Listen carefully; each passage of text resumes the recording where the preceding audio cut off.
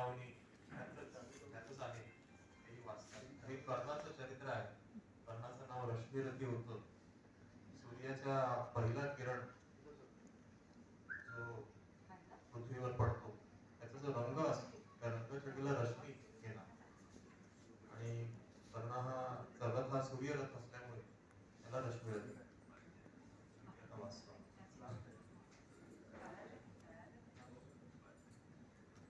सप्तम सर्ग अंतिम सर्ग मी या याचा वाचतो. रथ सजा फेरिया धमक उठी, गह घा उठा अंबर विशाल, उदास चंदन पर गरज कर्ण जो उठे गरज क्रोधान, बज उठे रोर कर पट कंबु, उल्लसित वीर कर उठे हूर, उच्छल सागर सा चला कर्ण को लिए शुभ सैनिक संग, अंगार वृष्टिपा धरत उठे जिस तरह शुष्क कानन का ध्रुव, सप्तान रोक शस्त्री की गति कुंजित जैसे नवनीत मुस्कुर, यम के समक्ष जिस तरह नहीं चल पाता बद्ध मनुज का वश, हो गई पांडवों की सेना जो ही बाणों से विद्ध वश, भागने लगे नरवीर छोड़ वह दिशा जिधर भी झुका कर, भागे जिस तरह लवा का दल सामने देख रोशन सुपर, रण में क्यों आए आज लोग मन ही मन में पछताते थे, दूर से देख कर भी उसको भय से सब में सब जाते थे, काटता हुआ रण विपिन शुभ, राधेय गरज था क्षण क्षण, सुन सुन निनाद की धमक शत्रु का व्यूह लरजता था क्षण क्षण, हरि की सेना को विकल देख बढ़ चला और कुछ समुत्साह, कुछ और समुद्वेलित होकर उमड़ा भुज का सागर था, गर्जा शंख हो कर्ण शल्य, देखो कि आज क्या करता हूँ, कौन्तेय कृष्ण दोनों को ही जीवित जीवित किस तरह पकड़ता हूँ, बस आज शाम तक यही सुयोधन का जय तिलक सजा करके लौटेंगे हम दुदुम्बी अवश्य जय की रण बीच बजा कर, इतने में कुटिल नियति प्रेरित पड़ गए सामने धर्मराज, टूटा उतांत सा कर्ण कोक पर पड़े टूट जिस तरह बाज, लेकिन दोनों का विषम युद्ध क्षण भर भी नहीं भर पाया, सह सकी न गहरी चोट युधिष्ठिर की मुनि कल्प मृदुल काया, भागे वे रण को छोड़ कर्ण ने झपट दौड़ कर कहा ग्रीव, कौतुक से बोला महाराज तुम तो निकले कोमल अति, भीरु नहीं कोमल कह कर ही जान बचाए देता हूँ, आगे की खातिर एक युक्ति भी सरल बताए देता हूँ, ये विप्र आप सेवीय धर्म तर तले कहीं निर्जन वन में, क्या काम साधुओं का कहिए इस महाघोर घातकरण में, मत कभी शास्त्रता के धोखे रण का पदार्थ छेला करिए, जाइए नहीं फिर कहीं गरुड़ की झपटों से खेला करिए, आगे विपिन हो समर छोड़ ग्लानि में निमज्जित धर्मराज, सोचते कहेगा क्या मन में जाने यह शूरों का समाज, प्राण ही हरण करके रहने क्यों नहीं हमारा मान दिया, आमरण ग्लानि सहने को भी पापी ने जीवन दान दिया, समझे न हाय कौन्तेय कर्ण ने छोड़ दिए किस लिए प्राण, गर्दन पर आकर लौट गई सहसा क्यों विजयी की कृपाण, लेकिन अदृश्य ने लिखा कर्ण ने वचन धर्म का माल दिया, खड्ग का छीन कर ग्रास उसे मांगे आंचल में डाल दिया,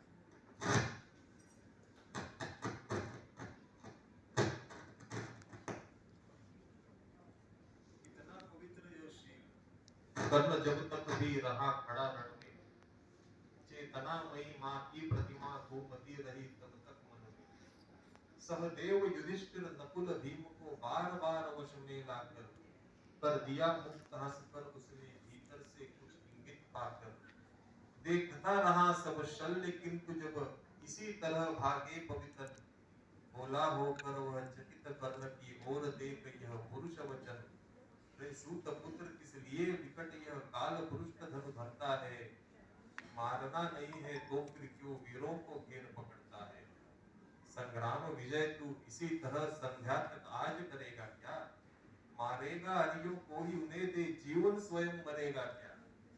रण का विचित्र यह खेल, मुझे तो समझ नहीं कुछ पड़ता है। कायर अवश्य कर याद पार्थ की, तू मन ही मन डरता है। हंसकर बोला राधे शल्य, पार्थ की भीति उसको होगी। शैमान क्षणिक भंगुर शरीर पर मूर्छा प्रीति जिसको होगी। इस 4 दिनों के जीवन को मैं तो कुछ नहीं समझता हूँ, करता हूँ वही सदा जिसको भीतर से सही समझता हूँ। पर ग्रास छीन अतिशय बुभुक्ष अपने इन बाणों के मुख से, होकर प्रसन्न हंस देता हूँ चंचल किस अंतर के सुख से। यह कथा नहीं अंतपुर की बाहर मुख से कहने की है, यह व्यथा धर्म के वर समान सुख सहित मौन सहने की। सब आंख मूंद कर लड़ते हैं जय इसी लोक में पाने को, पर कर्ण जूझता है कोई ऊंचा सधर्म निभाने को। सबके समेत पंकिल सर में मेरे भी चरण पड़ेंगे क्या, ये लोक मृत्तिका में जग की आत्मा का तेज हरेंगे। यह देह टूटने वाली है, इस मिट्टी का कब तक प्रमाण। मृत्तिका छोड़ ऊपर दब में भी तो ले जाना है विमान। कुछ जुटा रहा सामान कमंडल में सोपान बनाने को, ये 4 फूल फेंके मैंने ऊपर की राख से। ये 4 फूल है भोर खिले कातर नयनों के पानी के, ये 4 फूल प्रचंड दान है किसी महाबलदानी के। ये 4 फूल मेरा अदृष्ट था, हुआ कभी जिनका कामी। ये 4 फूल पाकर प्रसन्न हंसते होंगे अंतर्यामी।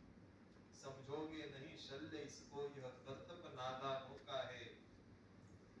यह खेल जीत से बड़े किसी मकसद से के दीवानों का है। जानते स्वाद इसका वे ही जो सुरा स्वप्न की पीते हैं। दुनिया में रहकर भी दुनिया से अलग खड़े जो जीते हैं। समझा न सकते ही शल्य इसे, बोला प्रलाप यह बंद करो। हिम्मत हो तो लो करो समर, बल को हो तो अपना धनुष धरो। लो वह देखो वानरी ध्वजा दूर से दिखाई पड़ती है। पार्थ के महारथ की घर घर आवाज सुनाई पड़ती है। क्या वेगवान है अश्व देखकर विद्युत शर्माई जाती है। आगे सेना छट रही घटा पीछे से छाई जाती है। राधेय काल यह पहुंच गया सायक संधानित पूर्ण करो। ते विकल सदा जिसके हित वह लालसा समर की पूर्ण करो। पार्थ को देख उच्छल उमंग पूरित पारावार हुआ। दम भोली नाद कर कर्ण कुपित अंतक सा धीमाकार हुआ।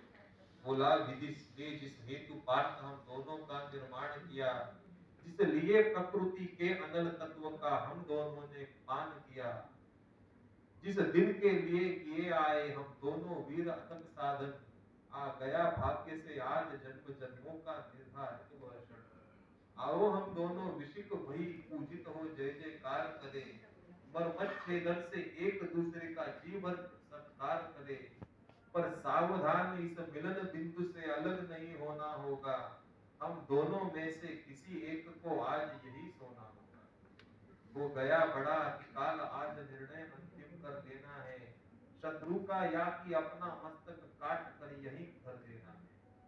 कर्ण का देख यह दर्प पार्थ का धक उठा रविकांत हृदय। बोला रे सारथी पुत्र किया तुमने सत्य ही योग्य निश्चय। पर कौन रहेगा यहाँ पार्थ यह अभी बताए देता हूँ। घर पर से तेरा शीश मूड ले अभी हटाए देता हूँ।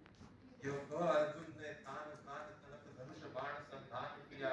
अपने जानते विपक्षी को हत ही सा उसने अनुमान किया। पर कर्ण झेल वह महाविशिक कर उठा काल सा अट्टहास। रण के सारे स्वर डूब गए, छा गया निरंतर से दिशा का। बोला शाबाश वीर अर्जुन, खूब गहन सत्कार रहा। पर बुरा न मानो अगर आन कर मुझ पर वह बेकार रहा। मत कवच और कुंडल विहीन इस तन को मृदुल कमल समझो। साधना दीप्ति वक्षस्थल को अब भी दुर्भेद्य अचल समझो। अब लो मेरा उपहार यही यमलोक तुम्हें पहुंचाएगा। जीवन का सारा स्वाद तुम्हें बस इस बार मिल जाएगा। कह इस प्रकार राधे अधर को दबा समुद्रता में भर के। हुंकार उठा घाती का शक्ति विकराल शरासन पर धर के। संभले जब तक भगवान न चाहे, इधर इधर किंचित संदन, तब तक रथ में ही विकल विद्म मूर्छित हो गिरा नंदन। कर्ण को देख यह समर शौर्य संगर में हाहाकार हुआ। सब लोग पूछने लगे, अरे पार्थ क्या सचमुच संहार हुआ? पर नहीं मरण का तट छूकर वो उठा अचिर अर्जुन प्रबुद्ध। क्रोधांध गरज कर लगा कर्ण के साथ मचाने युद्ध। प्रावृत से गरज गरज दोनों कर देते प्रतिभट पर प्रहार। कि कुला मध्य संकुलित खड़ी लेकिन दोनों की जीत हार। इस और कर्ण मार्तंड सदृश, उस और पार्थ अंतक समान रण के विष मानो स्वयं प्रलय हो उठा समर में मूर्तिमान। जो जना एक क्षण छोड़ स्वतः सारी सेना विस्मय विमुक्त। अपलक होकर देखने लगी दो श्रुति कंठ का विकट युद्ध। है कथा नयन का लोभ नहीं समृद्ध कर सके स्वयं सुरगण। भर गया विमानों से तिल तिल कुरु पर कल कल नदित भुवन। ये रुकी दिशा की सांस प्रकृति के निकल रूप तन्मय गंभीर। ऊपर स्तंभित दिन मणि का रथ नीचे नदियों का अचल वेग। इतने में शर के लिए कर्ण ने देखा जो अपना निशंग। तरकस में से फुंकार उठा कोई प्रचंड विषधर भुजंग। कहता कि कर्ण में अश्वसेन विश्रुत भुजंगों का स्वामी हूँ। विश्रुत भुजंगों का स्वामी हूँ, जन्म से पार्थ का शत्रु परम तेरा बहुविधि हितकारी। बस एक बार कर कृपा धनुष पर चढ़ शरौग तक जाने दे। इस महाशत्रु को अभी तुरंत सदन में मुझे सुलाने दे। कर वमन गरल जीवन भर का संचित प्रतिशोध उतारूंगा। तुम मुझे सहारा दे बढ़कर मैं अभी पार्थ को मारूंगा। राधेय जरा हंसकर बोला, रे कुटिल बात क्या कहता है? जय का समाप्त साधन नर की अपनी बाहों में रहता है। उस पर भी सांपों से मिलकर मैं मनुज मनुज से युद्ध करूं। जीवन भर जो निष्ठा पाली उससे आचरण विरुद्ध करूं। तेरी सहायता से जय तो मैं अनायास पा जाऊंगा। आने वाली मानवता को लेकिन क्या मुख दिखलाऊंगा। संसार कहेगा जीवन का सब सुकृत कर्म में मैंने सार किया। प्रतिभट के वध के लिए सर्प का पापी ने सहाय किया। वे अश्वसेन तेरे अनेक वंशज है छिपे नरों में भी। सिमित वन में ही नहीं बहुत बसते पुर ग्राम घरों में भी। ये नर भुजुंग मानवता का पथ कठिन बहुत कर देते हैं। प्रतिबल के वध के लिए नीच सहाय सर्प का लेते हैं। ऐसा न हो कि इन सांपों में मेरा भी उज्जवल नाम चढ़े। पाकर मेरा आदर्श और धरता का यह पाप बढ़े। आता एवढंच वाचतोय. हे 5 मिनिटात नाही सर्ग पूर्ण होत. इथला बराच वेळ लागतो.